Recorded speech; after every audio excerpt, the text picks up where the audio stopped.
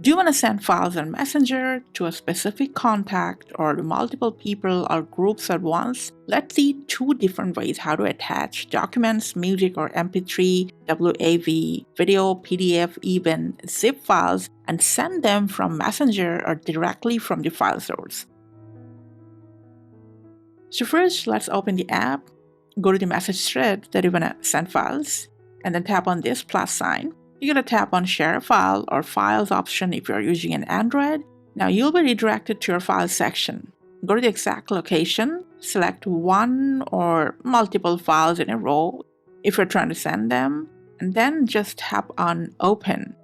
Those files will be automatically sent to that contact.